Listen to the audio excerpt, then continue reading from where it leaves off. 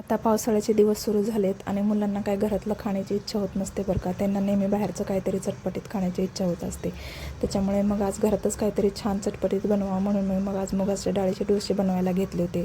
आणि माझ्या मुलांना डोसे खूप आवडतात, त्याच्यामुळे मग मी आज मुगाच्या डाळीचे डोसे बनवायला घेतले. त्यासाठी आपल्याला लागणार आहे 2 वाटी मुगाची डाळ, पोहे, रवा, हिरवी मिरची, लसूण, अद्रक आणि कोथिंबीर. आणि व्हेजिटेबल्समध्ये आपल्याला गाजर, मका, कांदा, तुम्ही टोमॅटो आणि दुसरे काय भाजीपाला असेल तर ते पण घेऊ शकता. आपण टोमॅटो टाकलं की माझी मुलं खात नाहीत, त्याच्यामुळे मग मी टोमॅटो स्किप केला होता. आणि मुगाची डाळ मी इकडे भिजत घातली होती आणि सोबत पोहे पण भिजत घातले होते. त्यानंतर मला मिक्सरमध्ये हे सगळं साहित्य घ्यायचं आहे आणि ते मिक्सरमध्ये असं बारीक किंवा रवाळ असं वाटून घ्यायचं आहे बरं का.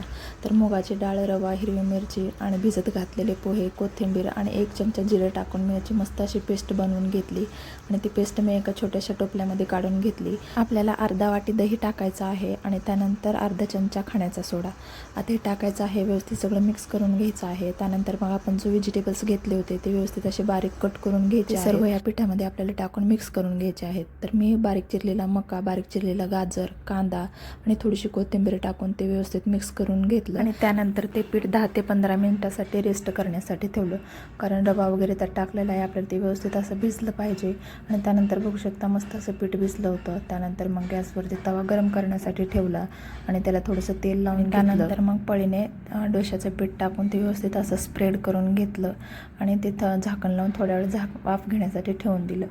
आणि 5 ते 10 मिनिटांमध्ये हे मुगाचे डोसे तयार होतात बरं का. आणि खायला पण खूपच छान टेस्टी लागतात. आणि बघू शकता असे दोन्ही बाजूने मी भाजून घेतले आणि मुगाचे डोसे असे इतके मस्त झाले. पहिला डोसा बनवताना मी पांढरे तीळ टाकायचे विसरून गेले होते, त्यामुळे मग नंतर मी दुसरा डोसा जेव्हा बनवायला ठेवला होता त्याच्यावरती पांढरे तीळ असे स्प्रेड करून घेतले आणि त्याच्यावरती झाकण झाकून ते वाफवण्यासाठी ठेवलं. आणि त्यानंतर मग हे दोन्ही डोसे दोन्ही बाजूने भाजून घेतले. आणि हे डोसे लहान मुलांना नाही बरं का, मोठ्यांनाही खूप जास्त आवडतात. मला पण खूप जास्त आवडतात, त्यामुळे मग मी माझ्यासाठी आणि माझ्या मिस्टरांसाठी पण बनवते बरं का. तर आता सध्या तर मी अक्षूसाठी बनवत होते आणि अक्षू इकडे मात्र माझी खूप जास्त भूक असून गेली होती, पण टीव्हीवरती कार्टून बघून ती विसरून गेली होती तिची भूक. ती कार्टून बघत होती आणि इकडे डान्स करत होती. तोपर्यंत मी पटकन तिच्यासाठी 2 मुगाचे डोसे बनवून घेतले. एका वाटीमध्ये थोडंसं दही घेतलं आणि ते तिला खाण्यासाठी दिलं. तिला आवाज दिला आणि खाण्यासाठी बोलवून घेतलं. आणि तिला ती खाण्याची प्लेट बघितलं ना ती जाम खुश होते बरं का. आणि कॅमेरा बघितला तर खूपच जास्त नखरे करते. इकडे बघा ती ॲक्टिंग करते, वाव म्हणायची. त्यानंतर मग तिला ते खाण्यासाठी दिलं आणि तिकडे जाऊन खायला सांगितलं. आणि माझं बाळ स्वतः बसतं बरं का आणि मांडी घालून स्वतःच्या हातानं खाते. खूप छान आणि गुणाचं बाळ आहे माझं. काय एवढं जेवण स्वतःच्या हाताने संपवणार नव्हते, त्यामुळे मग बसून मी तिला थोडंसं खाऊ घातलं. आणि त्यानंतर मग जे काही उरलेलं पीठ होतं त्या उरलेल्या पिठाचे पण सगळे डोसे बनवून घेतले, कारण मुलांचा आता शाळेतून यायचा पण टायमिंग झाला होता आणि त्यांना हे द्यायचे होते. त्यामुळे मग सगळे डोसे एका पाठोपाठ पटापट बनवून घेतले.